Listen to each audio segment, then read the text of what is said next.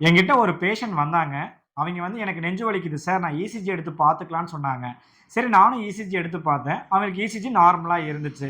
இதுல ஒரு என்ன நல்ல விஷயம்னா, இப்பல்லாம் நெஞ்சு வலி வந்தாலே இசிஜி எடுத்து பார்க்கணுங்கிற ஒரு அவேர்னஸ் எல்லா பீப்பிள் கிட்ட வந்திருக்குங்கிறது ஒரு சந்தோஷமான விஷயம் தான்.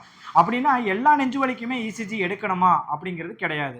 ஸோ இப்ப டிப்பிக்கலா ஒரு இருதய செஸ்ட் பெயின் அதாவது இருதய வலி அப்படிங்கிறது எப்படி இருக்குன்னு நான் உங்களுக்கு சொல்றேன்.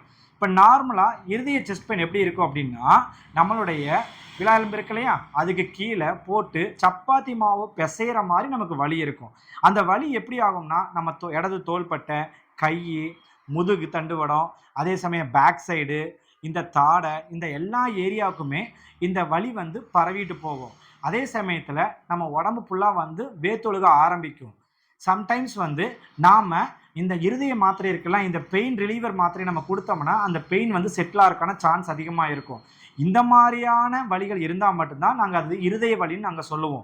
அப்படி இருதய வலி இந்த மாரியான சிம்ப்டம்ஸ் உங்களுக்கு இருந்துச்சுன்னா, நீங்க லோடிங் டோஸ்ங்கிறத நீங்க கண்டிப்பா எடுத்துக்க வேண்டியது ரொம்ப ரொம்ப அவசியம். ஸோ எல்லா செஸ்ட் பெயினுமே வந்து உங்களுக்கு இருதய செஸ்ட் பெயினா இருக்காது. அத முதல்ல நீங்க கண்டிப்பா தெரிஞ்சுக்கணும். அதே சமயத்துல ஒரு செஸ்ட் பெயின்னு வந்துச்சுன்னா, நீங்க உடனே டாக்டர கன்சல்ட் பண்ணிக்கிறது ரொம்ப ரொம்ப நல்லது.